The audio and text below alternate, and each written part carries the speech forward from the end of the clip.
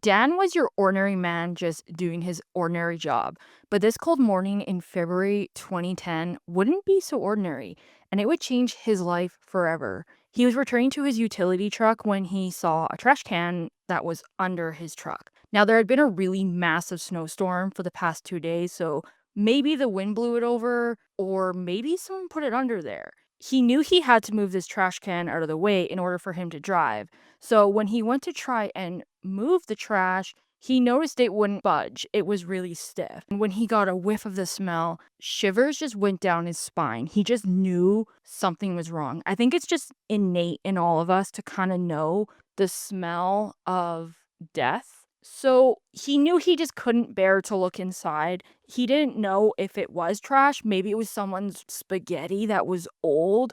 Maybe it was an animal. So he thought, why don't I just call the police and have them find it out? The best case scenario for Dan is that maybe he was just paranoid and maybe he could laugh this off with his friends or his family about how he was just so paranoid. But unfortunately, this wasn't paranoia. When the police arrived, they would open the garbage bag and find a young girl's body wrapped up in Christmas lights with plenty of stab wounds. For the past few days, Jennifer's family was really worried because they hadn't heard from her and she hadn't returned home after spending her time with some of her friends. But like I said, there was this nasty snowstorm, and if you've ever driven in the snow, you just don't want to be on the roads, especially when it's so icy. And so they thought maybe she got snowed in, maybe she lost her phone. They didn't know. It just wasn't like Jennifer to not call them. So when they tried calling Jennifer's friend Peggy, she had said that Jennifer had already left. Now they were really worried because maybe Jennifer started to walk home, and what if she got like hit by a car? What if something happened to her? They weren't too sure. So as her family began to get ready to go to Greensburg, which was just about 10 miles away, they would hear the TV. At first, it was reported that a young girl was found, not a young woman, and Jennifer was 30. So her sister Joy was like, well, that can't be Jennifer because they found the body at a middle school parking lot. So it has to be a younger girl. Maybe we're just being paranoid. But Joy just felt something inside of her that was telling her that she needed to go and check. So she called the state police and they would ask her to come down to the station and identify the body. So when she was going to identify this body, they had only actually shown her a photo. I'm not too sure why, but at first she couldn't really tell if it was her sister. But after they had given her more evidence and more descriptions of the body, she was able to identify the body as her sister, Jennifer Daugherty, who was a 30-year-old woman with disabilities. But why was she murdered? Jennifer was someone who was kind, fun, and caring. She did not have a mean bone in her. She didn't cause issues. She didn't have any enemies. So how did she end up murdered after spending the night with her friends? And today, we're going to be talking about the Greenberg Six, or better known as the murder of Jennifer Daugherty.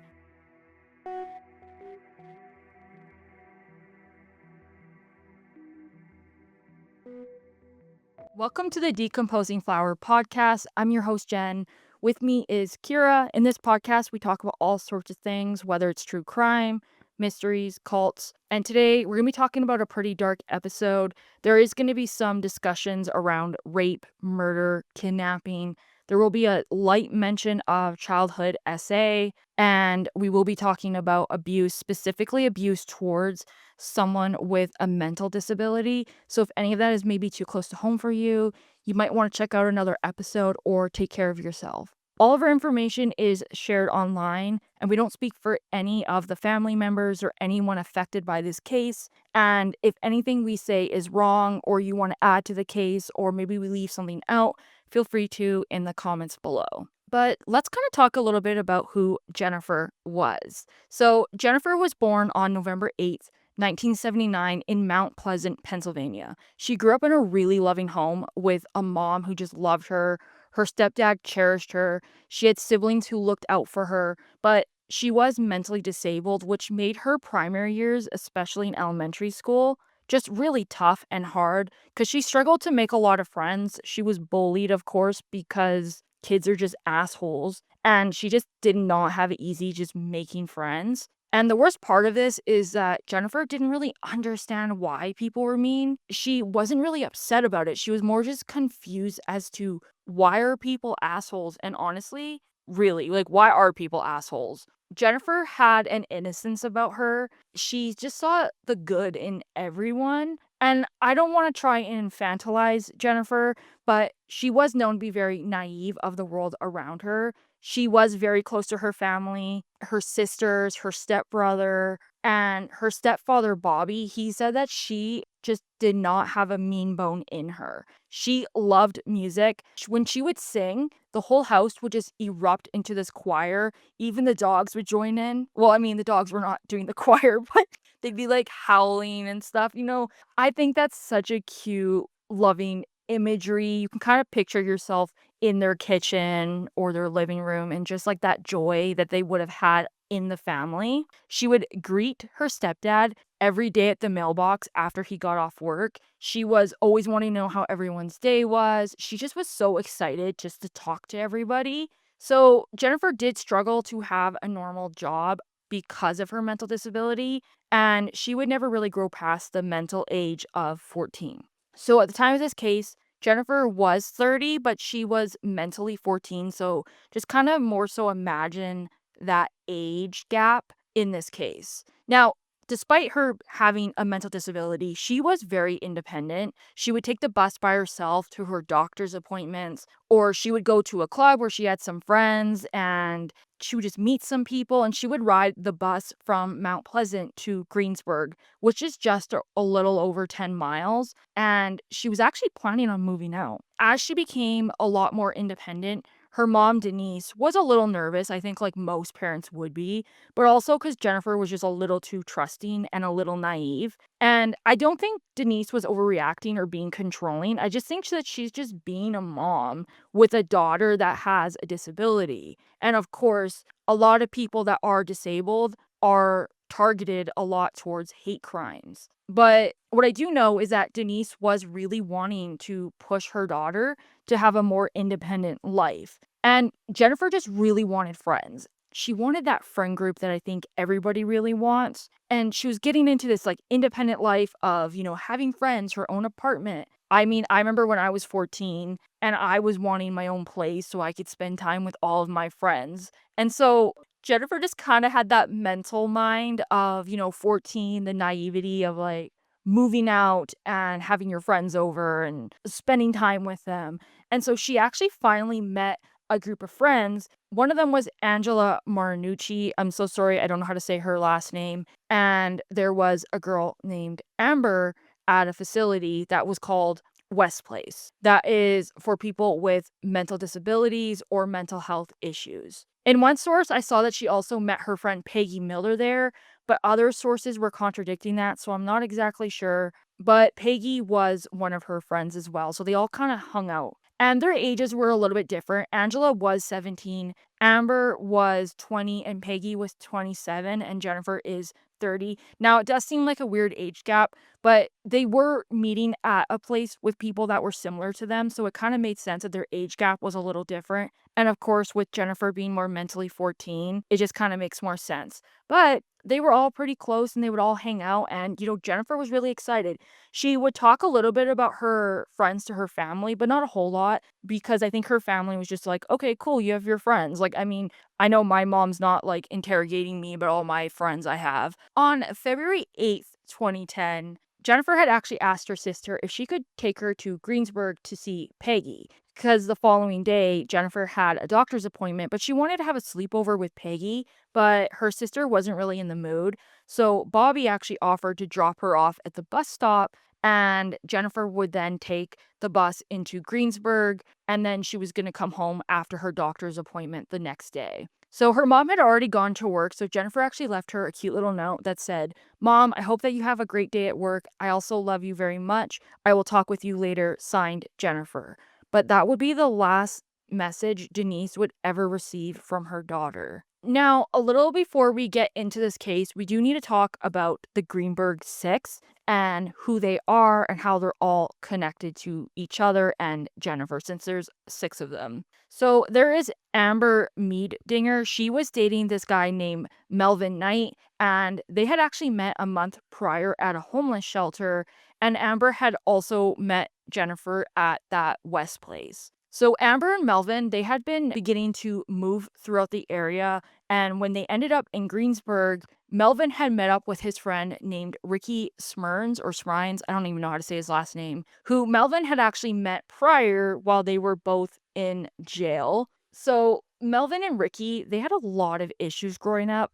Melvin was born without a father. Well, he was born with a father who had a drug addiction, and he had been in prison for majority of Melvin's early years, which really would have affected him. And actually, Melvin had hit his head after he fell out of a car when he was 5, and this kind of impacted his overall academics, and he struggled to connect with people socially. Melvin wasn't the only one, though, who had a head injury. Angela, she actually was hit by a car in 2008 when she was 15, so 2 years prior to this case, and this actually just sent her down into a spiral of drugs and alcohol. But I think out of all of them, Ricky is the one who has a lot of the issues. So he was born into a very troubled family. His mom had an addiction and she was also a sex worker. His father was a gang member. He had also been sexually abused by his father and his uncle, and he would begin using drugs at age 6 to cope. But by the time he was 8, he was diagnosed with PTSD, and then he would be placed into foster care. So then he would be later adopted by this Ryan's family at age 10. So he had a lot of issues with the law. He had apparently broke into his neighbor's house and he had raped her in her own basement. His ex-girlfriend had also filed a report against him since he was very abusive to her. He had previously broken a water pitcher over her head and tried to rape her. She would say that he was just very violent when he wasn't on his medication. And his own mom had also reported him 2 years prior because he threatened to kill her because he had actually stolen some of her items from her house, and she went to his apartment to go and get those back, and he started yelling at her and threatening to kill her. And actually, at the time of this case, he had been only out of jail for a month. And to top this all off, Ricky was married with a child, but he also was dating Angela, who was 17 and he was 25 at the time. So, definitely not the best type of person at all. And then we have Peggy Miller and Robert Masters. They were roommates to Ricky, and they actually had no criminal history up until this case. Peggy was just friends with Jennifer. So, just like a quick little recap, Amber, Peggy, and Angela are all friends with Jennifer. Amber was dating Melvin, who was friends with Ricky, and Ricky was roommates to Peggy and Robert, and he was also dating Angela. So that's like a quick little recap. But without spoiling the case, it goes really crazy. It goes from 0 to 100. So I do want to say a little side note here. During this case and during my research, there was a lot of mentions that Jennifer was wanting to have sex with Ricky, that she wanted a relationship with him, and that she was coming on to him. But it's really hard for us to know that because this is coming from the perpetrators themselves, and we don't actually know what Jennifer's true thoughts were because she never mentioned any of this to her family that I don't know of. And it just seems like something that the perpetrators were trying to pin on Jennifer. So Amber was with Melvin at a hotel when they met up with Ricky, who invited them to his place. He had actually called Jennifer and asked if she could spend the night. Now, it was noted that when Jennifer asked her family if she could spend the night, it was to spend the night with Peggy. Again, Peggy is roommates with Ricky. Maybe Jennifer was lying to her family. Maybe she didn't want her family to know that she was talking to a guy. Maybe her family would have been very against it because, I mean, Ricky's not the best type of guy. Or maybe Jennifer was thinking, well, Peggy does live there, so it's Peggy's place. Who really knows? We don't know exactly if she was even going there for Ricky or if she was going there for Peggy. But what we do know is that Jennifer really wanted a family and she was wanting a husband. You know, she was starting this new chapter of her life, moving out. She wants to have a boyfriend. And, you know, I remember being 14 and all you think about is that naivety mindset of a boyfriend and how you think all men are good. Maybe Jennifer was wanting a boyfriend, or maybe she did have a crush on Ricky. Maybe it was a lie made up by Ricky, or maybe Ricky knew that Jennifer liked him and he was manipulating her. Who knows? But basically, Jennifer had spoken to Amber and said that she was going to marry Ricky.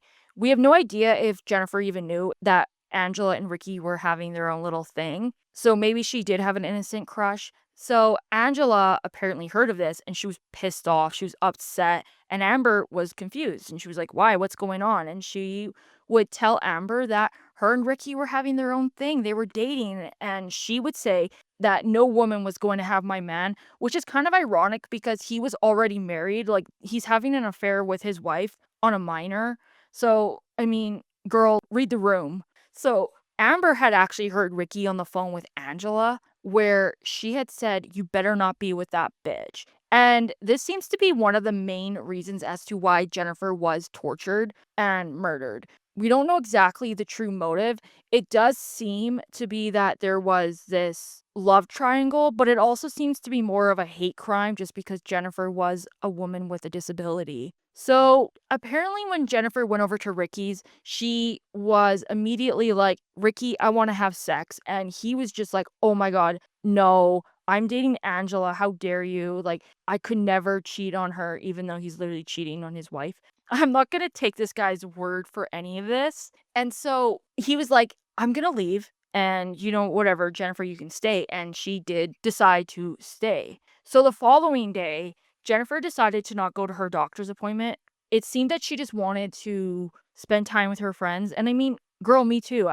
Most people don't want to go to the doctor's appointment. I'd rather spend time with my friends. So Jennifer had went to shower and Ricky had called Angela to let her know, like, Jennifer's trying to have sex with me. She's coming on to me. And this really angered Angela. And she said to Ricky, I'm going to go over and beat Jennifer up. Don't let her leave. So while Jennifer was showering, Melvin, Ricky, and Amber were waiting for Angela to arrive, and they decide to kill time.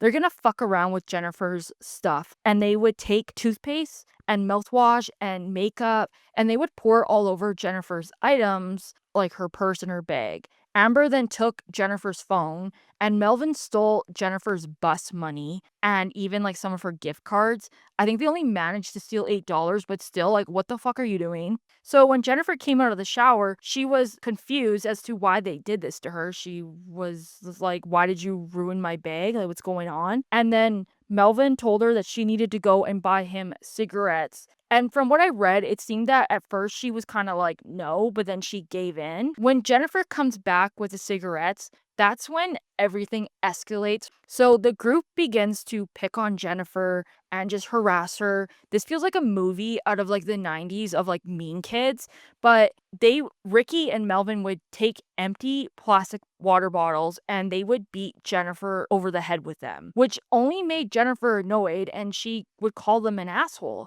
Melvin didn't like this, so he pushed Jennifer into a wall and began to choke her until she fell down crying because she was scared. At this point, Angela eventually arrives and she immediately is confronting Jennifer and forces her into the bathroom, only to push her into the towel rack multiple times, and she would begin to hit her with the towel rack and other household items. They would actually hit her with a vacuum, I believe. And there was like a lot of items. They would just, whatever she could actually get her hands onto, she would just beat Jennifer. That's when Angela says to Amber, wait, Jennifer actually prefers Melvin, not Ricky. And Jennifer would deny this the entire time. This is what I mean by I don't even know if Jennifer even had a thing for Ricky. So Ricky and Melvin would then grab Jennifer and drag her from the bathroom while pouring food and spices on her head, while Angela poured water all over Jennifer. Ricky would force Jennifer to strip down and have another shower. And when she was in the shower, they would actually take her clothes and throw them outside. Angela and Ricky began to cut Jennifer's hair all off. After this, they would continue to beat her.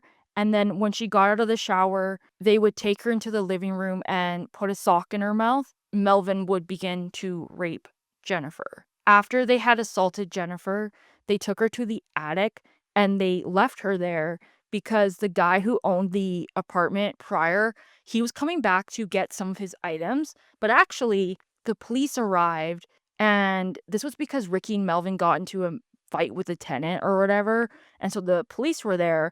I think this is so sad because if only the police knew what was happening to Jennifer, they would have been able to just get her out, but obviously they didn't have any idea. So Angela wanted to spend the night and she needed her medication. So they didn't want to leave Jennifer alone, or they didn't want Jennifer to be able to leave. So Ricky told Peggy and Robert, don't let Jennifer try to leave, and they left. So according to Robert, he actually did go and help Jennifer get her clothes, but he and Peggy, they didn't make any attempts to help Jennifer leave.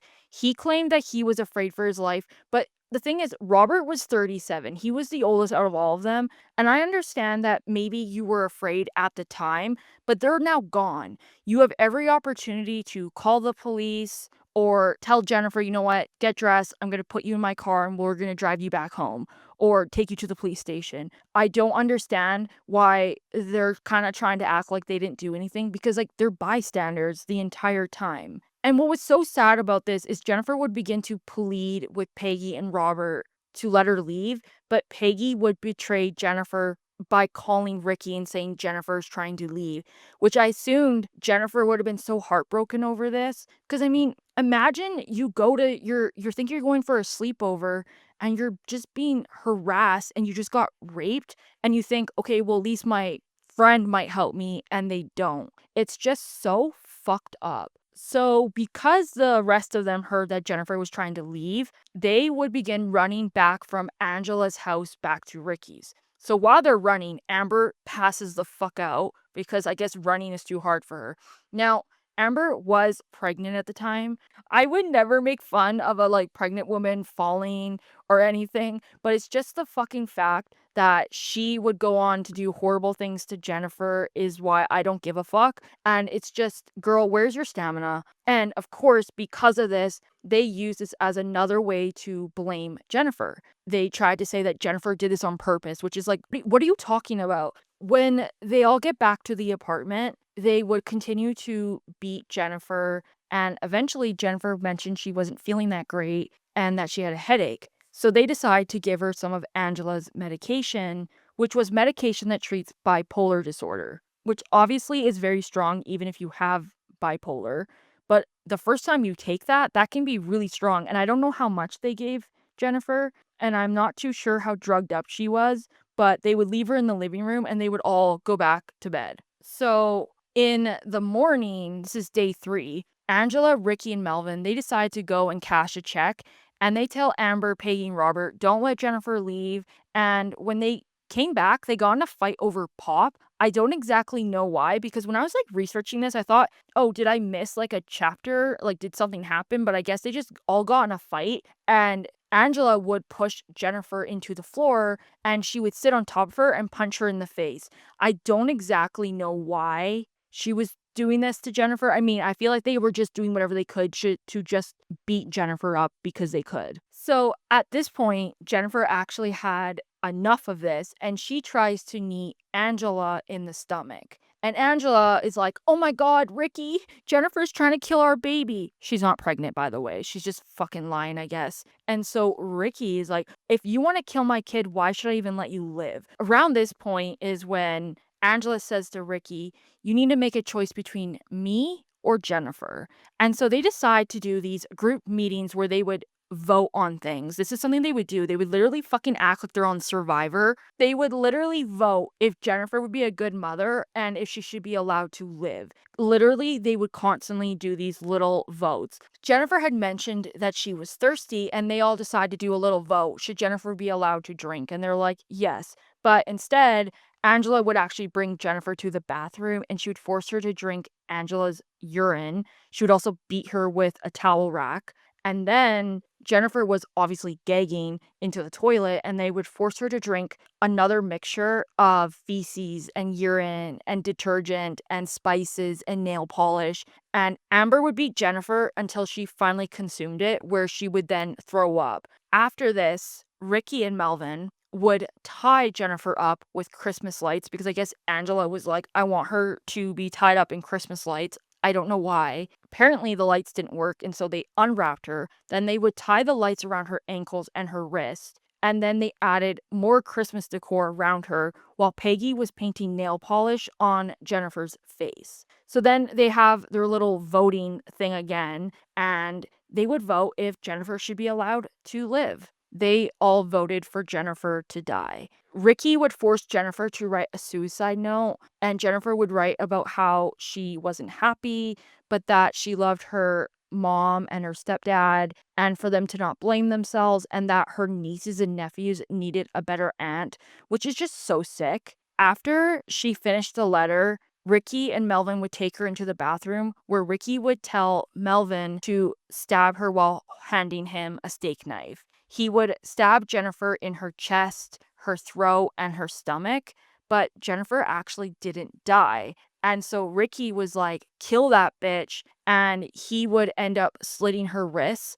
and they would both actually strangle the Christmas lights around her until she died. It took Jennifer 4 minutes to die. Jennifer was just 30 years old. She was happy, she was kind, she was fun, she loved music and her dogs. She was gonna move out. She was everything that you would want in a friend, a person, and they all decided that they had the choice to kill her, that 6 votes was enough to decide if she was worthy enough to live. They would do another meeting where they would discuss how to get rid of Jennifer, and Angela, being the edgelord that she is saying that they should burn her in front of a church, which really just shows, like, Angela's, like, mental mind, like, she's really, like, 5 years old. Because like, what is this? They would later wrap her in Christmas lights, garbage bags, and then they would place her into a garbage can where Ricky and Melvin would hide her body under the truck. So that's where on February 11th,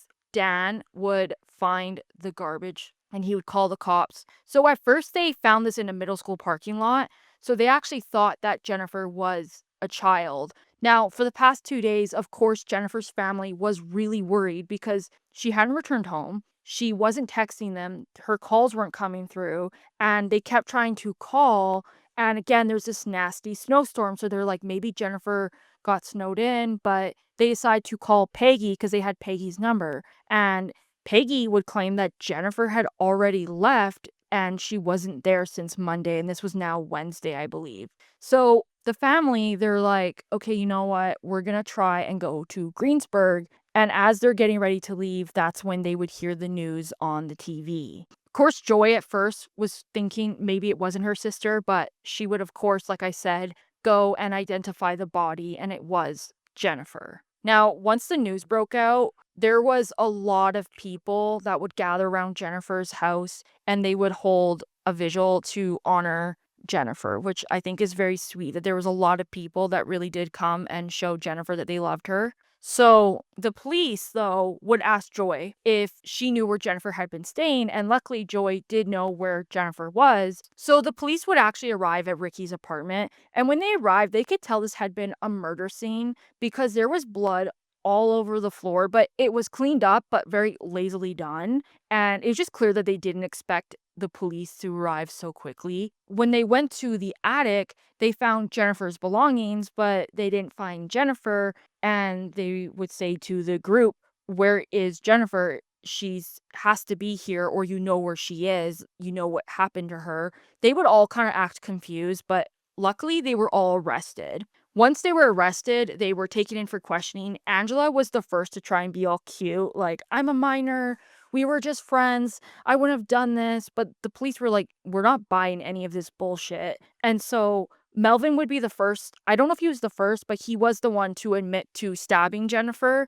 And Ricky would confess to slitting her wrists and writing the suicide note.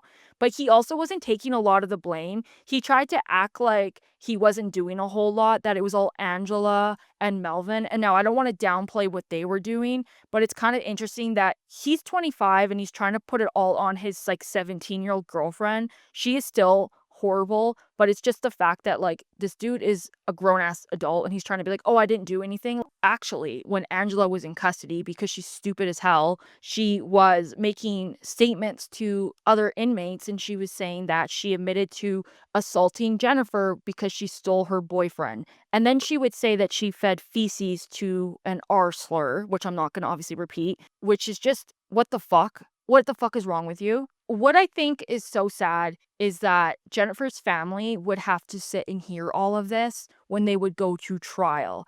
And Denise, her mom said that it was so traumatizing. She couldn't get Jennifer's face out of her mind. And she actually blamed herself a little bit for this because she wanted her daughter to be independent. And it's so sad that a mom would blame herself for wanting her daughter to be independent because it's not her fault, it's their fault. They're fucking insane. So, Angela was the first to be convicted of all of this. The prosecutors actually argued that she was almost the mastermind behind it all, despite being the youngest, because she was the one who initiated the torture.